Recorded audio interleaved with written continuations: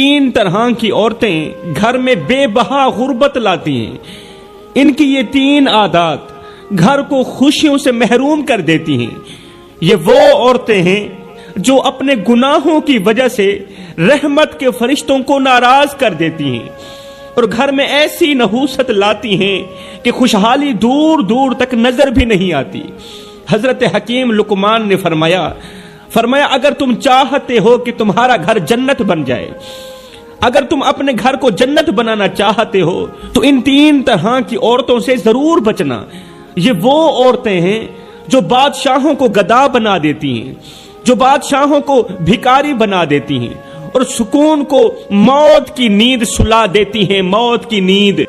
ऐसी औरतें घर के चिरागों को बुझा देती हैं और खुशियों को वीरानी में बदल देती हैं।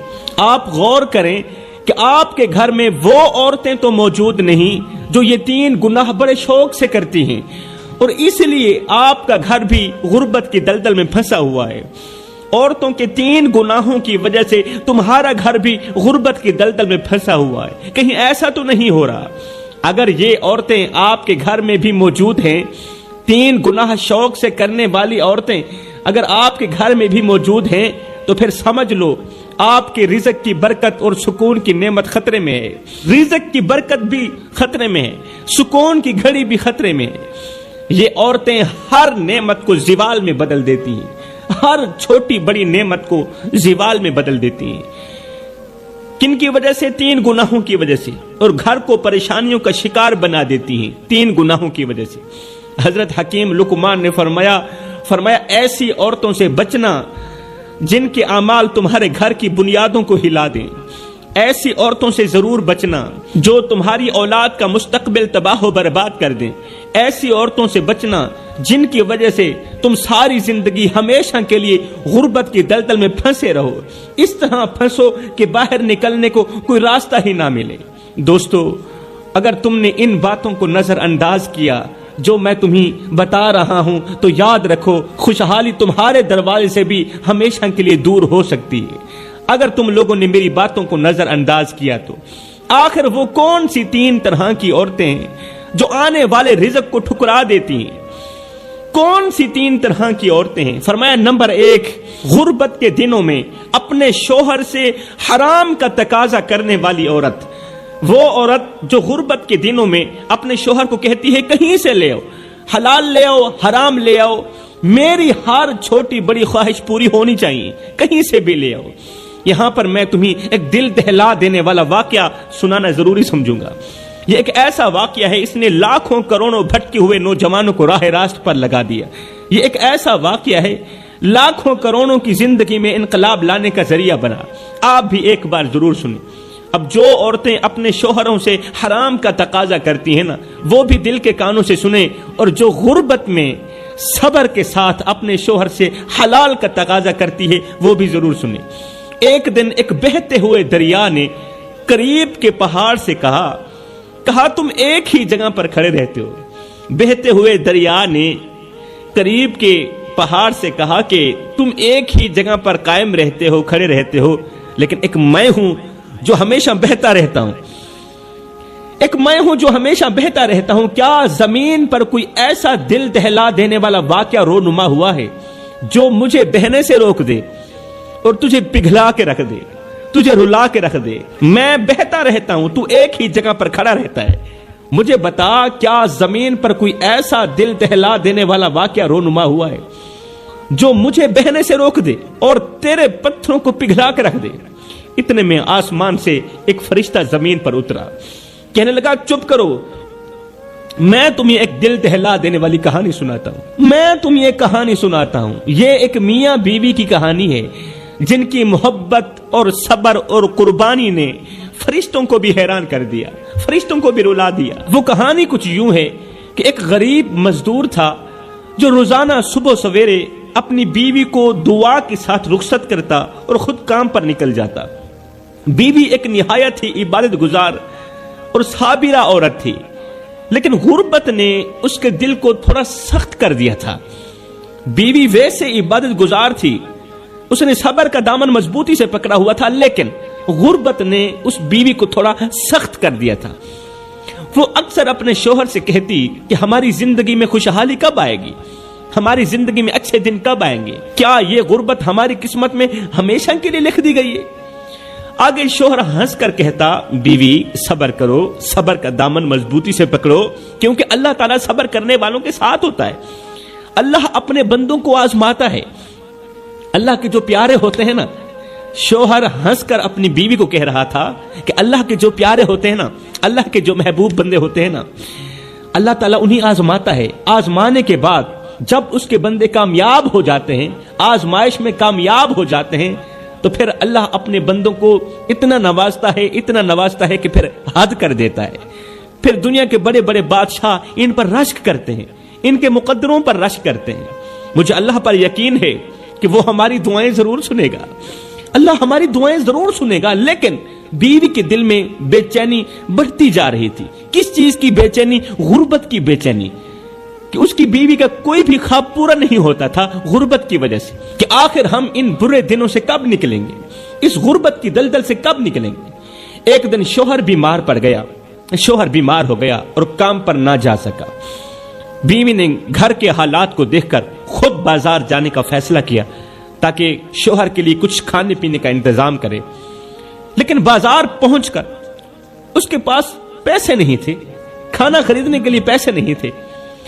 وہ ایک دکاندار کے پاس گئی، کہا بھائی میرے پاس پیسے نہیں ہیں، لیکن کیا تم مجھے کچھ آٹا اور کھانے کا سامان ادھار دے سکتے ہو، ادھارا سامان دے سکتے ہو؟ دکاندار نے مذاق اڑاتے ہوئے کہا، جس طرح ہمارے دکاندار مذاق اڑاتے ہیں، اگر تمہارے پاس دینے کے لیے کچھ نہیں تو لینے کا حق کیسے ہے؟ برائے مہربانی ادھار مانگ کر ہمیں شرمندہ مت کریں۔ یہ کہہ کر دکاندار نے اسے خالی ہاتھ لوٹا دیا۔ بیوی دل شکستہ ہو کر گھر واپس آئی، خالی ہاتھ گھر واپس آئی، لیکن اس کے چہرے پر غصے یا بے چینی کے بجائے صبر کے آثار تھے۔ بیوی نے صبر کا دامن مضبوطی سے پکڑا ہوا تھا۔ اس نے گھر پہنچ کر شوہر کے قریب بیٹھ کر کہا، روتے ہوئے کہا، آج میں نے بازار میں اپنی بے بسی کی انتہا دیکھی ہے۔ آج میں نے کسی غیر محرم مرد کے آگے ہاتھ پھیلایا ہے اور اس نے مجھے خیرات نہیں دی، مجھے آٹا نہیں دیا، اس نے ذرا بھی میری غربت پر رحم نہ کیا، ذرا بھی ترس نہ آیا اس۔ لیکن میں نے یہ سوچا ہے کہ اگر اللہ ہمیں آزمائش میں ڈال سکتا ہے تو وہی اللہ ہمیں اس دلدل سے نکالے گا بھی صحیح، اس آزمائش سے ضرور نکالے گا۔ لیکن آج سے میں کسی کو کوئی شکایت نہیں کروں گی، بس اللہ سے مدد مانگوں گی۔ میں جو کچھ بھی مانگوں گی اللہ سے مانگوں گی، میں کسی کے آگے ہاتھ نہیں پھیلاؤں گی، کیونکہ آج میں نے بے بسی کی انتہا دیکھی ہے۔ اسی رات دونوں میاں بیوی مصلے پر بیٹھے پوری رات دعائیں مانگتے رہے، رو رو کر اللہ سے رزق حلال طلب کرتے رہے۔ رات گزر گئی، صبح ہوئی، شوہر کی طبیعت میں کچھ بہتری آئی۔ شوہر کی طبیعت کچھ بہتر ہوئی تو وہ پھر سے بیوی سے دعائیں لیتا ہوا محنت مزدوری کی تلاشی کے لیے نکل گیا۔ پورا دن بازار میں بیٹھا رہا مگر اسے کوئی کام نہ ملا، پورا دن بازار میں بیٹھا رہا، اسے کوئی کام نہ ملا۔ پورا دن جب کام نہ ملا تو وہ تھکے قدموں کے ساتھ گھر کی طرف لوٹا، ہاتھ خالی تھے۔ اس کے دل میں ایک عجیب سی بے بسی تھی، عجیب سی بے بسی تھی۔ وہ سوچتا جا رہا تھا کہ اب جا کر میں اپنی بیوی کو کیا کہوں گا، وہ جو دن رات غربت کے بوجھ تلے پریشان رہتی، جو ہر روز مجھ سے امید لگاتی ہے، وہ آج بھی مجھ سے سوال کرے گی، وہ آج بھی مجھ سے سوال کرے گی۔ کہیں ایسا نہ ہو کہ وہ صبر کا دامن چھوڑ دے، وہ صبر کا دامن چھوڑ دے اور ہماری زندگی مزید آزمائش میں مبتلا ہو جائے۔ یہ سوچتے سوچتے اس غریب شوہر کی نظر اچانک ایک جانور پر پڑی جو سڑک کے کنارے مرا پڑا تھا۔ اس کے دل میں ایک خیال سا ابھرا کہ کیوں نہ میں اس مرے ہوئے جانور کا گوشت نکال لوں، یہ کم از کم ہمارے بھوکے پیٹ کا سہارا تو بنے گا۔ بھوکے ہیں، کھانے کے لیے کچھ نہیں، اتنا تو چل جائے گا نا، اللہ معاف کرنے والا ہے۔ وہ غریب شخص مرے ہوئے جانور کے قریب گیا، آنکھوں میں بے بسی اور دل میں خوف کا طوفان تھا۔ اس کے ضمیر نے اسے جھنجھوڑا کہ بھوکے مر جاؤ، اللہ کی منع کردہ چیز کو مت کھانا، مت کھانا۔ اس سوچ کی بنیاد پر اس کے قدم رک گئے، لیکن پھر سے بیوی کے بھوکے چہرے کا تصور اس کے دل کو موم کر گیا۔ گھر میں بیوی 2 دن کی بھوکی تھی نا، اس نے لرزتے ہاتھوں سے مرے ہوئے جانور کے ٹکڑے نکالے، گوشت کے ٹکڑے نکالے، شاپر میں ڈالے اور رات کے سناٹے میں سر جھکائے اپنے گھر کی طرف روانہ ہوا۔ گھر کے قریب پہنچتے ہوئے اس کا دل زور زور سے دھڑکنے لگا۔ وہ سوچ رہا تھا کہ اگر بیوی کو معلوم ہو گیا کہ میں اس کے لیے حرام لے کر آیا ہوں تو وہ کیا کہے گی؟ میری بیوی عبادت گزار ہے، تو مجھے کیا کہے گی؟ کیا وہ مجھے حقارت کی نگاہ سے نہیں دیکھے گی؟ لیکن پھر اس نے خود کو دلاسا بھی دیا، کہا یہ سب میں مجبوری کے ساتھ کر رہا ہوں، میں مجبور ہوں، اور مجبور آدمی کچھ بھی کر سکتا ہے، یہ سب میں مجبوری میں کر رہا ہوں، ورنہ میرا دل کبھی بھی حرام کے لیے آمادہ نہ ہوتا، میرا دل کبھی بھی حرام کھانے کے لیے تیار نہ ہوتا۔ خیر گھر پہنچ کر اس نے دروازہ کھولا، بیوی اندر بیٹھی بے چینی سے شوہر کا انتظار کر رہی تھی۔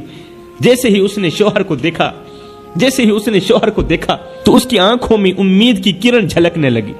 وہ بولی، کیا تم کھانے کے لیے کچھ لے کر آئے ہو؟ میرے پیٹ کے لیے کچھ بندوبست کر کے آئے ہو؟ شوہر نے شاپر کو ایک کونے میں رکھتے ہوئے نظریں جھکاتے ہوئے کہا، ہاں لایا ہوں، یہ اٹھا لیجئے، پکا لیجئے۔ بیوی نے خوشی سے شاپر سے گوشت نکالا، اسے دھویا، ایک دیگچی کے اندر ڈالا، چولہے پر دیگچی رکھی، نیچے آگ جلا دی۔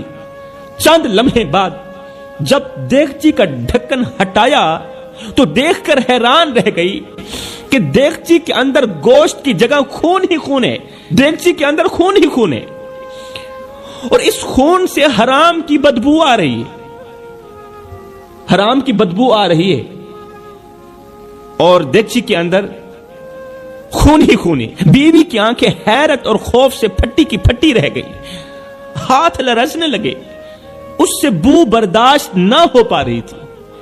وہ فوراً شاپر اور دیگچے لیے شوہر کے پاس پہنچی، وہ شوہر جو صحن کے کونے میں چپ چاپ بیٹھا رو رہا تھا۔ اس کے پاس آ کر کہا، مجھے سچ بتانا کہ یہ گوشت کہاں سے لائے ہو، گوشت کہاں سے لائے ہو، حقیقت چھپانا مت، مجھے سچ بتانا۔ شوہر نے نظریں جھکا لی، اس کے چہرے پر شرمندگی کے سائے تھے۔ لرزتی ہوئی آواز میں اس نے کہا، میں مجبور ہو گیا تھا، تیری بھوک، تیرے چہرے کی مایوسی میرے دل پر بوجھ بن گئی تھی، میں نہیں سمجھ پایا کہ میں کیا کر رہا ہوں، تیری بھوک نے مجھے اندھا کر دیا تھا، تیری مایوسی نے مجھے اندھا کر دیا تھا۔ یہ سنتی ہی بیوی آنسوؤں کے ساتھ شوہر کے قدموں پر پڑ گئی، روتے ہوئے بیوی نے کہا، اے میرے سرتاج، ہمیں بھوک سے مرنا قبول ہے لیکن حرام کھانا کبھی قبول نہیں ہے۔ اللہ نے ہمیں آزمائش دی ہے لیکن اس کا حکم توڑنا ہمیں کہیں زیادہ نقصان پہنچا سکتا ہے۔ کیا تم نہیں جانتے او میرے سرتاج، مجھے حرام کھلانے والے، کیا تم نہیں جانتے کہ حرام رزق میں کبھی سکون نہیں ہوتا، حرام رزق میں کبھی سکون نہیں ہوتا۔ جو عورتیں اپنے شوہروں کو حرام کمانے پر مجبور کرتی ہیں وہ دنیا کی بدبخت عورتوں میں سے ہوتی ہیں، وہ دنیا کی بدقسمت عورتوں میں سے ہوتی ہیں۔ بیوی کا یہ جملہ کہ میں بھوک سے کیوں نہ مر جاؤں، مجھے حرام کا لقمہ مت کھلانا، مجھے حرام مت کھلانا، ہائے یہ جملہ اللہ کی ذات کو اتنا پسند آیا کہ اللہ کی ذات اسی لمحے کے اندر ان پر مہربان ہو گئی، ان دونوں میاں بیوی پر مہربان ہو گئی۔ یہ ایک جملہ اللہ کو اتنا بڑا پسند آیا کہ میرے لیے جب بھی لے کر آنا حلال کا نوالا لے کر آنا، یہ جملہ میرے اللہ کو اتنا پسند آیا کہ اللہ کی ذات ان پر مہربان ہو گئی۔ اے میرے شوہر، میں بھوک سے کیوں نہ مر جاؤں، مجھے حرام مت کھلانا، مجھے موت منظور ہے، حرام منظور نہیں ہے، موت قبول ہے، حرام قبول نہیں ہے۔ مطلب کہ عورت کا یہ ایک ایسا جملہ ہے جو گھر میں بے بہار رزق لاتا ہے، غیب سے رزق لاتا ہے۔ اب پوری رات یہ عبادت میں بیٹھے رہے، اللہ کی عبادت میں مصروف رہے۔ دوسرے دن کا سورج طلوع ہوا، اس کا شوہر گھر کے باہر بیٹھا تھا، اچانک ایک اجنبی شخص ان کے دروازے پر آیا، کیونکہ اب آزمائش کے دن نکل چکے تھے، اب پریشانیوں کے دن ختم ہو چکے تھے، اب اچھے دن آنے والے تھے۔ اچانک ایک اجنبی شخص ان کے دروازے پر آیا اور کہا کہ بھائی، میں آپ کے گھر کے پاس سے گزرا، آپ کے گھر سے مجھے جنت کی خوشبو آئی ہے، آپ کے گھر سے مجھے جنت کی خوشبو آئی ہے، کیا میں یہاں ایک رات گزار سکتا ہوں؟ جنت کے اندر مجھے ایک رات گزارنے دو گے؟ کیا میں ایک رات گزار سکتا ہوں؟ یہ بات سنتے ہی یہ غریب شخص پریشان ہو گیا کہ اگر میں نے مہمان کو اپنے گھر بٹھا دیا تو ظاہر ہے کھانا بھی کھلانا پڑے گا، پانی بھی پلانا پڑے گا، جبکہ ہمارے گھر میں روٹی کا ایک ٹکڑا بھی موجود نہیں، سوکھی روٹی کا ٹکڑا بھی موجود نہیں، ہمارے اپنے کھانے کو نہیں، مہمان کو کیا کھلائیں گے؟ بیوی نے کہا تم پریشان مت ہو، مہمان کو اپنے کمرے کے اندر بٹھاؤ، مہمان کو اندر جگہ دو، کمرے کے اندر بٹھاؤ، اور یہ لو میرا ایک لباس، یہ لو میرا ایک لباس بیچ کر مہمان کے لیے کھانے پینے کا بندوبست کرو۔ شوہر نے ایسا ہی کیا، شوہر نے ایسا ہی کیا۔ اجنبی شخص نے وہیں رات گزاری اور صبح جاتے وقت ایک تھیلا دیا غریب کو۔ اجنبی نے صبح واپس جاتے وقت اس نے غریب کو ایک تھیلا دیا اور ساتھ میں کہا یہ جو تھیلا ہے یہ آج سے 20 سال پہلے میرے مرشد نے مجھے دیا تھا، اور ساتھ میں کہا تھا کہ جب بھی اور کہیں بھی جس گھر کے اندر سے تجھے جنت کی خوشبو آئے، اللہ اکبر، زندگی کے کسی موڑ پر بھی، کسی سفر میں بھی، جب بھی اور کہیں بھی جس گھر کے اندر سے تجھے جنت کی خوشبو آئے، بس یہ امانت ان گھر والوں کو دے دینا۔ اس جنت کے اندر جو لوگ رہائش پذیر ہیں، یہ امانت اس گھر میں رہنے والوں کے سپرد کر دینا، یہ امانت اس جنت کے اندر رہنے والوں کے سپرد کر دینا۔ لہذا بھائی یہ لیجیے آپ کی امانت، اور مجھے اجازت دیجیے میں یہاں سے جا رہا ہوں۔ وہ تھیلا دے کر امانت ان کے سپرد کر کے مہمان وہاں سے چلا گیا۔ جب شوہر اور بیوی نے تھیلا کھولا تو دیکھ کر حیران رہ گئے کہ اس میں سونے اور چاندی کے سکے بھرے ہوئے تھے، کیونکہ اب مشکل وقت ختم ہو چکا تھا، اب آگے آسانیاں ہی آسانیاں تھیں، کیونکہ ہر مشکل کے بعد آسانی ہوتی ہے۔ تھیلا سکوں سے بھرا ہوا تھا، اور وہ سکے چاندی کے نہیں تھے، وہ سکے سونے کے تھے۔ میرے بھائیو، یہ واقعہ ہمیں سبق دیتا ہے کہ جو عورتیں ہمیشہ اپنے شوہروں سے حلال کا تقاضا کرتی ہیں وہ اپنی زندگی میں اچھے دن ضرور دیکھتی ہیں۔ قسم ہے اللہ پاک کی، ایسی عورتیں اپنی زندگی میں اچھے دن ضرور دیکھتی ہیں، اپنی زندگی میں عروج ضرور دیکھتی ہیں۔ ایسی عورتیں جلد ہی مشکلات سے نکل جاتی ہیں۔ آج میرے معاشرے کی ہر ایک عورت پریشانی کی دلدل میں کیوں پھنسی ہوئی پتہ ہے تمہیں؟ صرف اس لیے کہ یہ عورت حلال اور حرام کی تمیز نہیں کر پا رہی، اسے حلال اور حرام کی تمیز کا پتہ ہی نہیں ہے، اس لیے تو اس کے گھر میں پریشانیوں کے علاوہ اور کچھ بھی نہیں۔ تو فرمایا اگر تم اپنے گھر میں بے بہا رزق لانا چاہتی ہو، غربت اور پریشانیوں سے بچنا چاہتی ہو، تو اپنے شوہر سے حلال کی ڈیمانڈ کرو، حرام سے بچو، پھر دیکھنا کیسے تمہارے گھر میں خوشحالیاں آتی ہیں، پھر دیکھنا تم زیرو سے ہیرو بن جاؤ گے۔ گھر کا رزق ختم کرنے والا جو دوسرا گناہ ہے وہ ہے تکبر۔ تکبر چاہے مال کا ہو، دولت کا ہو، حسب کا ہو، نسب کا ہو، انسان کو تباہ و برباد کر کے ہی دم لیتا ہے۔ تیسرا گناہ مال کے ہونے کے باوجود بھی جو عورتیں دروازے پر آئے کسی سائل کو روٹی نہیں دیتی، کسی ضرورت مند کی ضرورت کو پورا نہیں کرتی، جو عورت فقیر کو خیرات نہیں دیتی، مال بھی ہے، دولت بھی ہے، پھر بھی غریب کی مدد نہیں کر پا رہی، ایسی عورت کبھی بھی زندگی میں اچھے دن نہیں دیکھ سکتی۔